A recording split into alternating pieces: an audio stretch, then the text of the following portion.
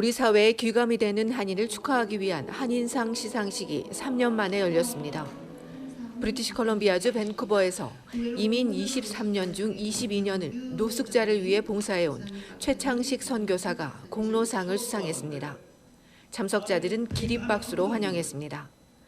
최 선교사는 $200로 시작한 믹스커피와 빵 한 조각 사연을 들려주며 이들에게 주기보다 오히려 도움을 받았다고 전했습니다.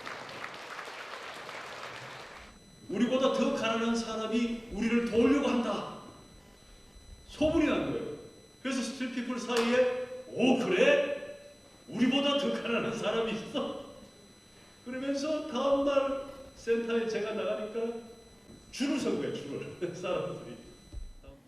이렇게 노숙자와 가족이 된 최 선교사는 후원의 집을 통해 남을 도울 수 있는 것이 인생의 가장 큰 기쁨이라고 강조했습니다. 단체상은 성인장애인 공동체와 아리랑 시니어 센터가 수상했습니다. 성인장애인 공동체는 지난 24년간 지속적인 재활 모임과 다양한 프로그램을 통해 사랑과 나눔의 선행을 실천해왔습니다. 이날 한재범 회장은 귀한 상을 받게 돼 용기와 큰 힘을 얻게 됐다며 기쁨과 감사를 전했습니다. 그리고 믿고 후원해 주시는 후원 이사님들과 교회, 사업체, 그리고 동포분들의 도움으로 오늘의 이 자리까지 왔습니다. 그러면서 한 회장은 지금까지 꿈으로만 가지고 있었던 장애인을 위한 쉼터를 만들겠다는 포부도 덧붙였습니다. 김명숙 아리랑 시니어 센터 이사장은 한인요양원 인수모금에 참여해준 모든 분들이 함께 상을 받는 것이라고 강조하며 요양원 진행 상황을 전했습니다. 서류 검토와 승인 절차가 오래 걸리지만 아마도 빠르면 내년 봄이나 늦어도 내년 여름쯤에는 좋은 소식을 나누게 되지 않을까. 또 특별상을 수상한 캐나다 한국일보의 김명규 회장은 한인사회 지원 덕분에 50년을 이어왔다며 50년 더 부탁하기도 했습니다.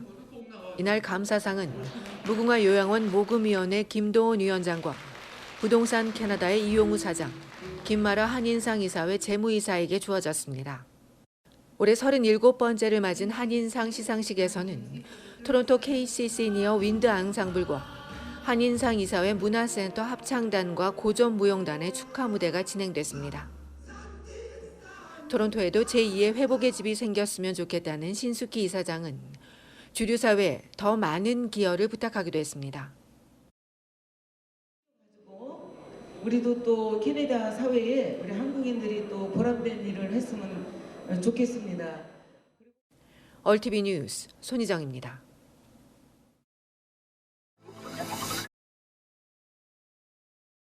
온타리오주의 코로나19 상황이 갈수록 더 심각해지고 있습니다.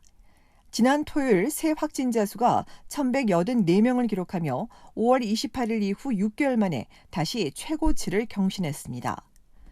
어제는 검사 건수가 줄어드는 주말 영향으로 887명으로 내려오긴 했지만 앞서 사흘 연속 1,000명대를 기록했습니다.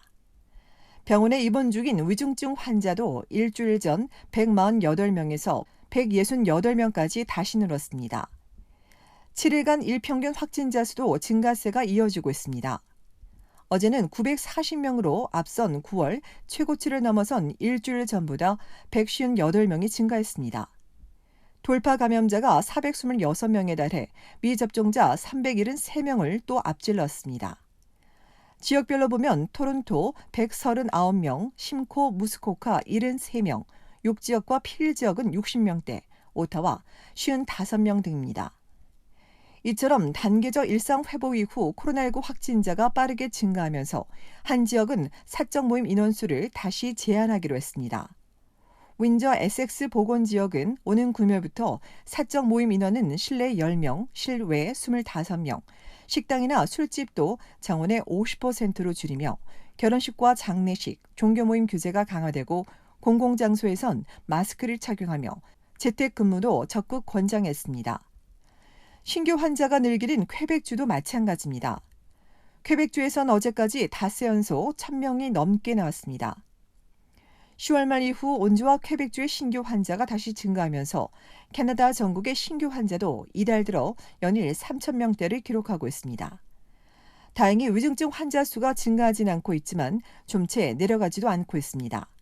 이 밖에 브리티시 콜롬비아주에선 지난 3일 405명의 신규 확진자가 나오고 6명이 사망했으며 같은 날 기준 알버타주에선 349명이 늘고 1명이 추가 사망했습니다.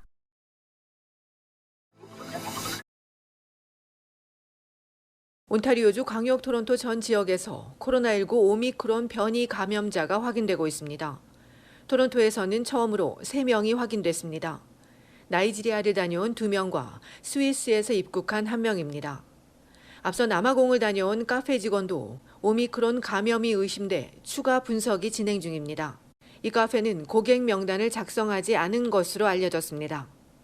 6지역에선 지난달 22일 아프리카 남부 지역에서 돌아온 번 지역의 12세 미만 어린이가 오미크론 변이 바이러스에 감염됐습니다.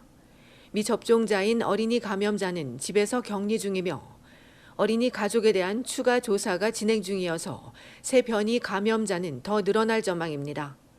6지역 보건당국은 현재로선 지역사회 내 감염은 우려되지 않는다고 강조했습니다. 이외 필 지역에서도 첫 번째 변이 감염이 확인된 가운데 더럼에서는 두 번째 오미크론 변이가 검출됐습니다.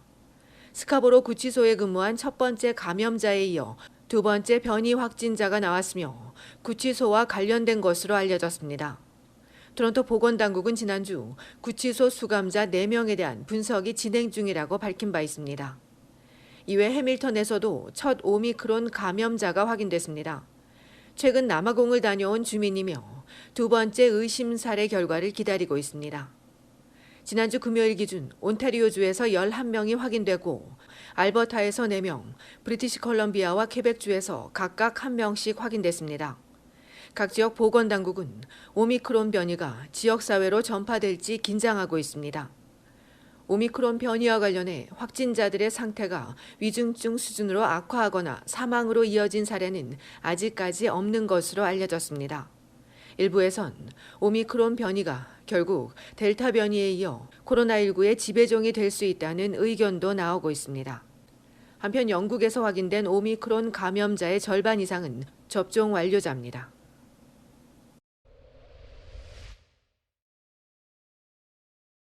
온타리오주의 월드 옥타 토론토 지회가 지난 금요일 2021년 송년회를 개최했습니다. 이날 행사엔 김득환 주 토론토 총영사와 정영화 코트라 관장, 김재승 LG 법인장, 배동구 신한은행장 등 귀빈과 회원 등 60여 명이 참석했습니다. 김효선 회장은 코로나19로 힘든 상황인 만큼 모두가 힘을 모아 극복해 나가자고 독려하며 좋은 사람들과 뜻깊은 시간이 되기를 바란다고 전했습니다. 이날 참석자들은 LG 무선 청소기 등 푸짐하고 다양한 경품 추첨을 하면서 즐거운 시간을 가졌습니다. 토론토 경제인단체 중심인 월드 옥타 토론토 지회는 송년회에 앞서 총회를 열고 2021년 한 해를 마무리하고 힘찬 새해 출발 의지를 다졌습니다.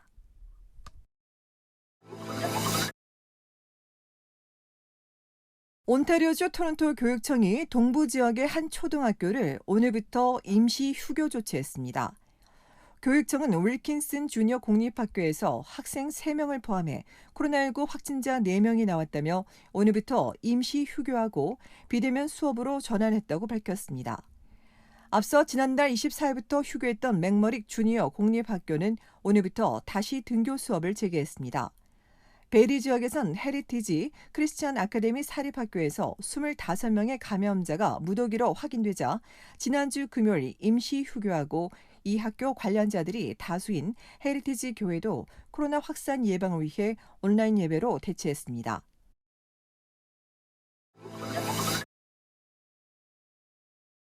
캐나다 국립접종자문위원회가 50세 이상은 당장 부스터샷을 맞을 것을 강력히 권고한다고 발표했습니다. 지난주 금요일 위원회는 2차 접종자들도 시간이 지나면서 예방 효과가 떨어진다며 50세 이상은 서둘러 추가 접종하고 18세에서 49세 연령층도 2차 접종 후 최소 6개월이 지나면 파이자나 모더나를 맞아야 하는데 이 중 12세에서 24세는 심근염이나 심낭염 발생 위험이 낮은 파이자 백신을 권장한다고 밝혔습니다. 한편 영국 연구진이 모더나와 파이자, 얀센과 아스트라제네카, 노바백스, 프랑스 발레바, 독일 듀오백 백신을 대상으로 연구한 결과 모더나와 파이자 백신을 부스터샷으로 맞으면 다른 백신들보다 감염에 대한 보호 효과가 더 높은 것으로 나왔습니다. 연구진은 부스터샷의 이상 반응은 대부분 피로와 두통, 접종 부위 통증 등이며 안전성 문제는 확인되지 않았다고 덧붙였습니다.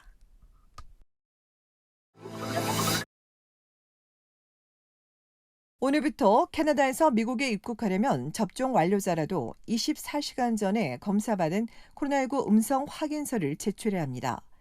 72시간이 아닌 하루 전 검사로 단축한 건데 미국 입국 시엔 PCR이 아닌 안티젠 검사로 제출이 가능하며 가격은 검사 기관에 따라 20여 달러에서 50여 달러로 다양합니다.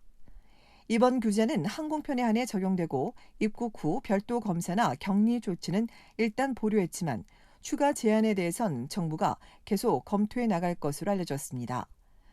미국에선 지난 4일까지 캘리포니아와 뉴욕, 펜실베니아, 메릴랜드 등 12개 주에서 20여 명의 오미크론 변이 환자가 발생했습니다.